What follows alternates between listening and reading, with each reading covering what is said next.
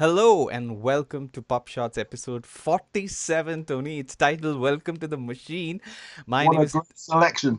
yes, and my name is Dr. KK. I am the innovation officer at Trinca and Inago, and I have with me Tony, who has the record that we are referring to. Well, Yeah. it's actually a box set. It's a box set of Wish You Were Here, which is this various bits and pieces on it. Yeah, it's a Yep. fantastic album. A fantastic album. Maybe not our favorite song, but it's a perfect title Yeah, because we are yeah, talking about AI and machines coming into the field of academia and research and everything. We'll talk more about it. But Tony, please introduce yourself and the brand and where people can find PubShots. sure. So I'm Tony O'Rourke, and I'm vice president for partnerships here at Inago. Pardon me. Inago is a language services business, both technology and human led. And you can find out all about PubShorts, or you can watch all of the previous episodes of PubShorts by visiting our YouTube channel, where we have all previous 46 episodes loaded for your pleasure. And please share and like those videos, and let us know if there's anything you'd like to discuss Yeah, in the future. pleasure, knowledge, and information sharing because we all need to Indeed, communicate. it's a pleasure for everyone. All right, Tony, are you ready to welcome the latest model from Um, OpenAI I, into the I, world? I'm never ready for the latest model, but let's go for it.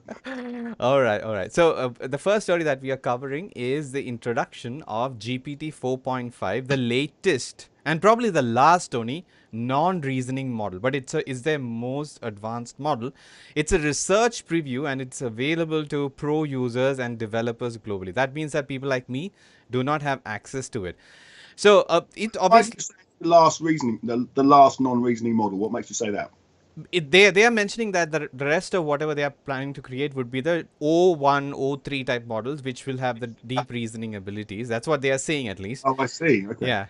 So this model obviously offers a lot to machine learning from that point of view. It scales up pre-training and post-training and improves on unsupervised learning and everything. So a lot of things are there from the context of researchers, especially who are interacting with these systems via APIs and everything. It'll probably be the best model to use. But as I said, for people like us, in the sense we are generally interacting through the chat GPT interface, I haven't yet used it, but I'm expecting it to be just a little better than whatever we have used. But Tony, the one thing that I want to bring to your notice, I think we talked about it a couple of episodes ago, that cost is another thing that we need to consider when these models are there. So this is stated to be the most expensive. So it's a very large and compute intensive model, and a typical query, it states, okay, I was mind blown, at $68 and 1 million tokens for a single query is what they're saying. That's $68. yes, for a single query. I suppose that means that it can handle that much of information, but it is in lay terms, it is a very big, expensive model. It may not be feasible for everyone, and this is probably also another reason why OpenAI and other companies are going in a different way in terms of reasoning models. But this So is who do you think this is targeted at? the people who are like computer software developers and machine learning enthusiasts and everything. I mean, the people who interact with the open AI models through the backend, primarily through Yeah, yeah. APIs and everything. It'll do a lot of things really well, but it's very expensive. That's a sort of TLDR summary that I can give you. So Tony, it promises a lot. It is unavailable to Plus, but as Sam Altman recently said, maybe these become in limited quantities available to pro users, plus users as well. Sorry. So your thoughts? Do you have any concerns regarding these expensive models? Um, Gosh, I'm sort of losing track in terms of how many different models, how they're being charged, how they're being priced. Um, I can understand why there should be a differentiated pro version for the serious development users Mm-hmm. compared to like the consumer use. But it does make me wonder how that will then eventually impact on the consumer use and consumer use pricing. Right. And one other thing, if you noted, this is the hallucination rate graph. You can see that hallucination rates are higher with reasoning models because they are coming up with answers, I suppose. And this 4.5 model is much lower. Lower is better as per this graph, Of hallucination course, rate. yeah.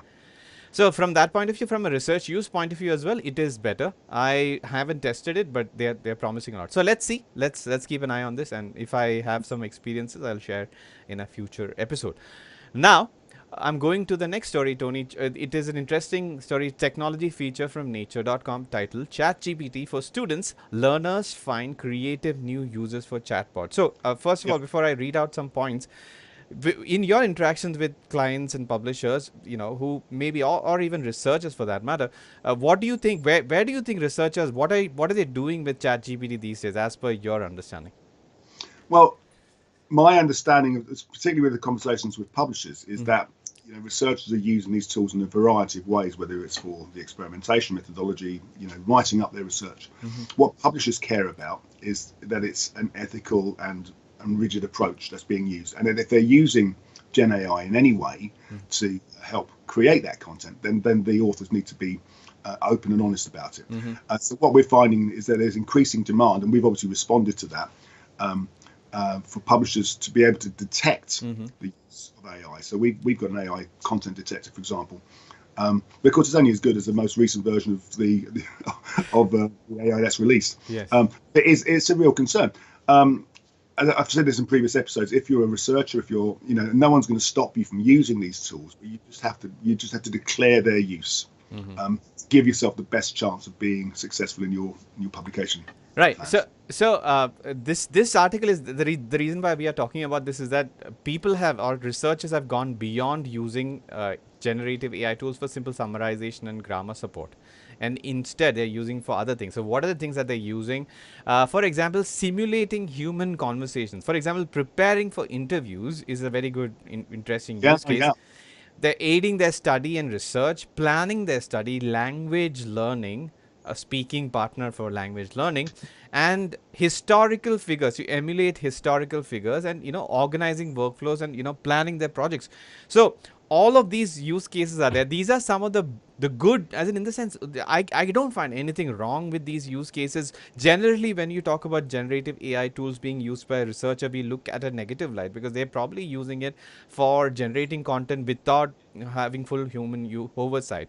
So I'm very happy that there are articles, and people are using it beyond the basic scope of summarization and grammar check, and I think the thing that I'm still not clear about is how this is directly impacting on teaching generally. Mhm. How does this use of these tools and the way these tools are being applied affect the way undergraduate and graduate level teaching actually takes place? What is this replacing, and what are the students expected to learn in order to be able to show value, show they've actually moved forward in their learning, if Right. it's valuable for them. I mean, about a year ago, we had conversations with some of the leading institutions in the US, and they are all worried about how people are using it. Everybody was using it, they were all aware of it, but they want the content to be detected. And as you mentioned, Tony, so that's one of the reasons why we have our own AI content detector tool by Trinka AI. You can learn more about it by visiting the website.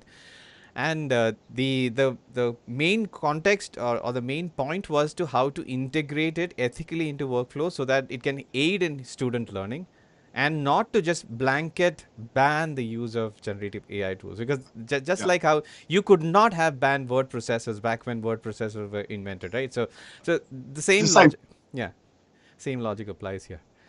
All right, moving on to the next topic. This is probably the most interesting paper that at least we are covering this week. It is another news article from Nature. It is titled "AI Tools Are Spotting Errors in Research Papers," and it's inside a growing movement. And we have covered one of the two tools that have been sort of focused on in this, the Black Spatula project. Do you remember, Tony? We talked I about it. do. Yeah, It's yeah. a few months ago. I do remember it. Yeah, so this article talks about two in a superficial level. We are not going very deep into what they're doing, but Black Spatula Project and Yes No Error are the two key initiatives that are being talked about. So these tools, as Tony, aim to catch mistakes before publication, basically screening. screening before maybe editorial submission, or maybe at the peer review level, basically before publication. And so Black Spatula project, we have talked about it. It is a community led volunteer sort of contribution project where people are exploring how to detect scientific errors in manuscript using the open source or generally widely available tools. And it has already checked around 500 papers, Tony. And this yes no error, which I haven't researched much on, has analyzed over 37,000 papers in the Wow. last 2 months. And can you guess the challenges that both the projects are facing? It is the false positive thing, as in any AI system will have the false positives, and that's why you need a human to double check it. And both these projects are calling for volunteers or experts in their field to double check these. And It sort of does it in your mind just reinforce the importance of peer review? You know, the fact that there's still human peer review, which can be supported using AI, of course, and we have obviously tools that do that. yes. But it really reinforces the importance of human knowledge in detecting and isolating anything that may be considered rogue or incorrect. Yeah, not only that, I think what it reinforces in my mind is that no matter how advanced an AI system that we develop with the current AI technology, there still needs to be human in the workflow for full human Yeah, oversight.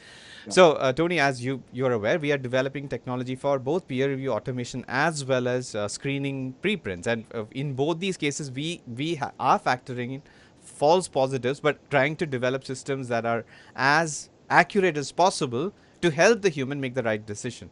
And I yeah. think that is what that is what the feedback that we get from maybe some of the conversations that you have had with publishers as well, right? Absolutely, and whether you're any kind of content, you want to have some kind of validation process to make sure that the content you're associating your brand with is of the highest possible quality. And we also offer, Tony, maybe we can quickly mention that the researcher or facing technical check report suite called Inago Reports, which you can find out by searching for it. It offers a bunch of technical checks, language quality checks, citation quality checks, etc. So, Tony, you've got great feedback from researchers as well as organizations when you present some of our features, right? Yeah, absolutely, and we're now seeing these tools being used much more actively within publishing. And also within this of the content generation process. So yeah, it's proven to be very, very valuable. I mean, Trinker itself has had, which is all this is all drawn from our AI, has had over 7 million uses in the last since it was launched. It's been phenomenal. Excellent. And moving on to China, Tony, we've been talking about China being one of the places that we have to keep an eye on, especially in the context of research and AI. But this story is based on the U.S. exports sort of ban and control regulations that have been imposed. So it's a Nature News article titled "China Research on Next Generation Computer Chips is Double the U.S. Output." So China is already doubling the U.S. output Yeah, here. So as you can imagine, there's a lot of state, I guess, guidance and focus regarding AI infrastructure development, but we are also talking about chips development. And you're already we have talked about it, Joni. Research output generally in China is increasing, mostly on the non-research integrity flag side, but at the same time, a lot of research and focus is also on computer, let's say, chip related research as well as computer AI related technology. It's a fascinating read if you go through it, and basically it predicts that despite the US regulations, China will forge ahead. And so I'm going to ask you the question, Tony. When do you think China will overtake the US, if at all you think it's I going? I don't know. The honest answer, it will at some point overtake the US. There's no question. I think I suppose what this reflects in my mind though is kind of how the current US policies and the fact that the US is putting its walls up so much, increasingly it seems to be to me, is only going to encourage and or maybe accelerate even the eventual fact that China will become the leader in this area. Yes, and it just emphasizes the fact that as in I mean, despite these regulations, I feel that the money will flow just as one would expect it to. In the sense, technology will receive investments and will develop. That's one of the things that I want. And talking about investments and focus in terms of helping our researchers, we have another news story from Nature Index. the last day of the last month, Ukraine's research sector is struggling. Can Europe help? So, Tony, I mean, we have a large team of Ukrainian, I guess, employees, especially in the Charlesford side of things, who develop wonderful products. So, one of the reasons that we are talking about is to see what the struggles that they are going through in terms of getting things done. So, can you explain what our Ukraine team does? Very briefly, the group we acquired an IT team from the Ukraine. I'm not quite sure it was, maybe 10 years ago now, probably, if not longer. A team of dedicated sort of IT specialists, computer specialists, to help us create new products, new services for publishers, for researchers. Right. And we go back to the story of how the Ukraine research sector is struggling. I'm not surprised. These guys are at war. There are so many other priorities drawing on the government, on their institutions, than carrying out research. It's very sad because there's some brilliant research coming out of Ukraine, Right. but unfortunately, it's a reality. Yeah, so this article focus on how European Union, I guess, should help Ukraine, and because of the challenges that the research sector is facing. One of the things that they pointed out is the opening of Horizon Europe office in Kiev in the late 2023, and European Union support includes funding for Ukrainian startups and technology hub in Kiev. And some of the challenges that are listed include low researcher salaries and damaged infrastructure, probably due to the war itself. Yeah. So it's worrisome, and I hope in your I mean, as per your understanding, is UK also doing something outside of the EU measures to help Ukraine? Um, well, gosh, militarily, of course, from a defence perspective, of course, and that's been a big part of the news over the last few weeks. Um, I don't know specifically from the research side what the UK is doing, but I'm sure that they'll be supporting a number of these programs. All right. Moving on to the next one. This is something that you forwarded, Tony, to me. So it's from Research Information. It's a news story titled CCC, Copyright Clearance Center, launches AI systems training license. So this was a very interesting story. So as is evident from the title, CCC is helping organizations comply with copyright laws by having these training licenses, and it targets AI system providers and developers, offers a collective license for third party content usage, and it complements direct licensing deals. So basically, Tony, it simplifies obtaining rights across various sectors, and it is designed to prevent copyright infringement risks. This was expected, and Copyright Clearance Center is leading the way as always, as you As would say. always, absolutely. Yeah, I mean, the fact is, what CCC is particularly good at, they're good at a number of things, many things, but what CCC is very, very good at is creating these model licenses. So you would have seen the news in the last 12 months about how publishers have licensed their content to AI service developers.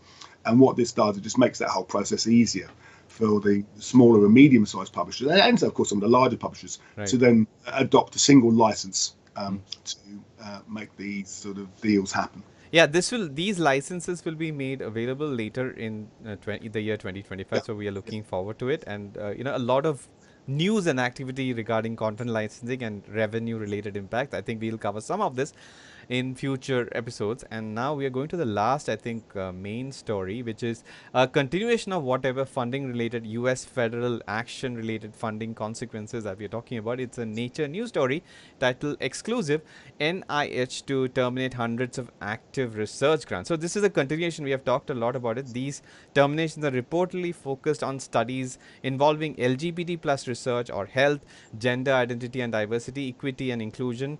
And the article states that the order is to the order hopes to restore free speech and defend against gender ideology extremism, which is what I would expect Elon Musk to say on Twitter whenever there's a meme about it. But Tony, do you have any colleagues or any friends of yours who are facing these consequences of such? I've heard stories, none of my friends directly, but KK, as a medical specialist yourself, you must have colleagues who have been affected by this. Yes, I have a close friend, and he has he at least has two grants that have been put on hold, and he is now reconsidering whether another grant application needs to be considered because his research is on LGBTQ IQ health in sub-Saharan Africa. So it's unfortunate. I mean, it's something that he has built his career on. It has helped, I don't know, millions of users in terms of some of the research outcomes, and he's struggling. The good news is that he's about to be retired, as he's about to retire. But at the same time, all the teams that he has been working with are going to get affected by it. So it's a sad I was going to story. say, Yeah. yeah, he's retiring, so he's stepping away, but that work still has to go on. Right, it has to. I hope that things will get back to more sort of scientific research related normalcy soon enough. Yeah, Right, talking. it's a sad story, but I think it's one of many. Ah, yes, yes. And talking about something that was not normal, it is not quite related to the U.S. Executive orders, but at the same time, PubMed did go dark. So this is a quick hit. Oh my God, did PubMed go dark? Blackout stokes fear about databases' future. So the good news is that it's just a regular blackout. It was not related to one of the executive orders, but it stresses, Tony, the reliance on such, PubMed, for example, and several other databases offered or funded by the US federal government in the context of international research, doesn't it? Absolutely, PubMed is the first and probably the last thing a medical researcher will look at well, at least at the moment, historically, to look for new sources of material, to check for the latest papers. I remember when I was working directly in publishing, often I would ask what resources researchers would use, and PubMed was always top of the list. Yeah, I mean, even I guess I would be if when I was doing research, one of the first things that people would tell me is to do medical search on or literature reviews on PubMed, and still our Inago Life Sciences team, whenever we help clients out in terms of such things, we start our research processes with Of course. PubMed literature reviews. Absolutely, and it is concerning that it went dark, and they say it's not directly related to Yeah, these funding yeah. with restrictions, but who's to say that's not going to be effective moving forward? Yeah, let's hope that it doesn't. And we have maybe a positive news story from China vis-a-vis paper mills and everything. This is something that we Yeah, have covered already. So China's Supreme Court yeah, calls for crackdown on paper mills. So because we've already talked about it, the China's Supreme Court expressed as an opinion that paper mills and related research fraudulent activity should be punished or kept under check with legislations. They are still talking about consequences and punishments, etc. But as far as I know, nothing has changed. Your thoughts, Tony? No, well, two thoughts. One, I think this article talks about how obviously it's important that it's good that the Supreme Courts are coming out with these sorts of judgments or recommendations, but it really kind of lacks teeth unless there's some kind of government or ministerial support. And that's kind of where it's saying is unless you've got governments cracking down on the administration and on the setup of these businesses, these services will continue to happen. I think, KK, that we work very closely with a company called Clear Skies Technology with a paper mill detection system. So, a publisher or a researcher who wants to ensure that content hasn't been created by a paper mill can use this service. Excellent, excellent. Is there a website that they can find out more about? They have to visit inago.com, and there'll be all the information you need under the search integrity heading, I believe. Excellent. So, the last couple of quick hits, we already covered the Microsoft story, which has been received with skepticism in terms of quantum computing advances. So, Amazon joins quantum race with Cat qubit powered chip. So, this was very interesting. Cat in the in the context of the Heisenberg, right? It's Yeah. Cat. Yeah, Oh, yeah. yeah, Yeah. yeah, yeah. And they've developed. Amazon has developed a prototype chip called Ocelot. I guess I'm pronouncing. Ocelots. Yeah, Ocelot. Yeah. Sorry, I said Heisenberg. I should have said Schrödinger. Oh, yeah, no, Yeah, yeah, that's yeah. The chip aims to make quantum computers error free, which is important. Error correction is an important thing, and it is still developing. But the interesting thing is that Amazon plans to even further optimize its logistics operation and its Amazon Web Services using quantum computing. So, Tony, what would a quantum optimized Amazon Prime look like to you? what things will be delivered before I order them. Well, It'll predict my shopping behaviour to such extreme detail. I'll buy them before I even know I even want them. yeah. Let's see where Amazon takes the quantum I mean, technology. seriously though, what I'm curious to understand.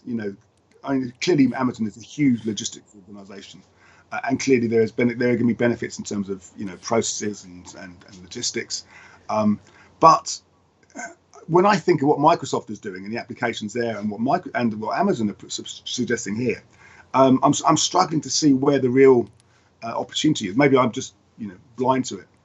Well, I guess we don't know the answer. Everybody has to, as in all the companies are trying to get a breakthrough in this, and this could probably be the next big leap after, I suppose, generative AI, because a lot of problems that for example, sustainable, fusion reactors or whatever. So some sort of power technology that will Yeah, sustain the human race. Yeah. I understand that. I Yeah. understand that. But kind of let's think about the sort of commercial applications a business like Amazon uses. How big does that application have to be? How much data does it have to contain for then quantum computing to come in and say, oh yeah, we can do this for you in It's faster. It's not just a vastness, I suppose. It's a fastness as well. That's it. yeah. It optimizes. It makes things much faster. So then they'll have a leg up over other competitors, I I'm suppose. sure they are, Yeah. and if they develop it themselves, they won't need to buy the Microsoft version, I suppose. Right, right, right. And the last quick hit that we have is a survey result published in Nature News. How AI can achieve human level intelligence. Researchers call for a change in tack. So, in general, I summarize it for you. The researchers who were interviewed in this study think that AGI, or artificial general intelligence, is farther away and may need a different direction in the AI technology or AI development that we are chasing. They still think that AGI it should be chased after. So it's interesting. Most of the experts think that AGI will not be achieved with the current set of things. So we are not experts in this, Tony. But do you think? I mean, do you have a prediction as to when AGI will be cracked and will be able? No, no, I'm struggling with my own artificial general intelligence. Um, yeah, I suppose if we asked this question 12 months ago, I wonder what the answer would have been then, and what would the answer be in 12 months' time? I think there is a natural skepticism, I suppose, but these AI tools are getting better and better all the time. And yes, there may be some kind of revolutionary change in terms of the process required in order to reach AGI. But I don't think it's beyond the realms of possibility at all. I think we're getting closer to it, if anything. I'm not further away, but I'm not a researcher. They know these things better than I do. Right. I mean, what I'm expecting, quantum computing as well as artificial general intelligence, both will solve different aspects of our publishing related AI. I mean, publishing related challenges, including research. It can be a double-edged sword, but I'm expecting quantum computing to come up with more and more unknown reasons as to why a research could be inaccurate, because even researchers genuinely, if they overlook something, they can probably help with finding those out. So the quality of research could improve, and similarly artificial general intelligence would also make things more optimized, I would expect, because Yeah, there won't be any crunches in terms of the lack of humans, assuming that AGI would catch up to human level, accuracies, moving on the future. So interesting times ahead, Tony. So absolutely interesting times. I mean, the thing that really sort of hit it home for me was at the weekend talking with friends who are not necessarily technology. In fact, they're almost anti-technology in some ways in terms of their lifestyles, but it's becoming increasingly pervasive. mhm. They're less and less aware of when they're interacting with AI, particularly on things like phone calls and chatbots, for example. And the kind of awareness that it's entering into their daily life and how they're going to respond to it. Right. Was an interesting conversation. Well, talking about friends and interactions, I believe you're going to meet a bunch of friends and colleagues at the London Book Fair tomorrow. Yes, yes, that's why I like to go to the London Book Fair every year. It's one of a number of important events in academic publishing, or in publishing generally. Um, the academic part of the fair has grown quite a lot in the last 10 years, I suppose, maybe a bit longer. So it wasn't always part of my agenda, because it was very much historically a trade fair for book publishers. Mm-hmm. And now it's like the Frankfurt Book Fair, it's broadened its horizons. So you've got a lot more academic research, scientific publishers there. So all the big names will be there. So I believe you're being accompanied by some colleagues, and Yes, that's what. right. There's a group of us going from the group from Charlesworth and from Inago. Charlesworth was our partners within the group. I think there were going to be five of us there at one point over the next few days. Excellent. And what kind of conversations are you meeting? Publishers or organizations, or is there anything Yeah, that you I can? mean, every conversation I'm having is AI related.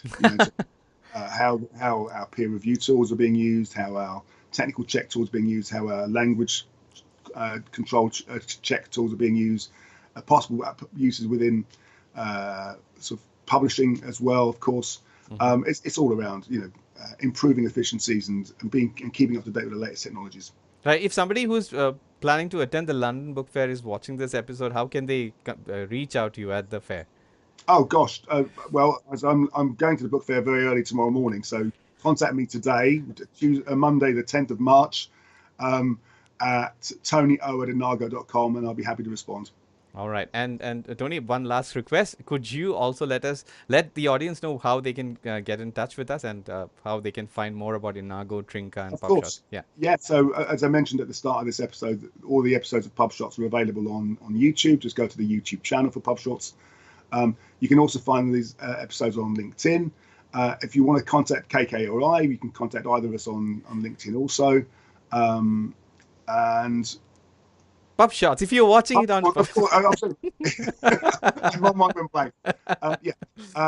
Yeah, and as I said, and if you want to contact me directly, you can get me at tonyo@inago.com. Yeah, so as I interrupted rudely, Tony was trying to explain that if you're watching this on YouTube, please subscribe to the channel and hit the bell notification icon. And if you find some of the stories relatable and if you would like to share it with your colleagues, we really appreciate that. And send us recommendations on what you can cover. Maybe Tony, you can. We can have a conversation about what happened at the London Book Fair, and what are the main trends that you notice in our next episode. Why not? All right. I'll be back from the London Book Fair by the end of the week. Right. Okay, so that brings us to the end of PubShots episode 47. Welcome to the machine. So until the next time, this is Dr. KK on behalf of Tony and the rest of the team that helps us bring such content to you. Saying goodbye. Bye, See you Tony. next. Bye bye.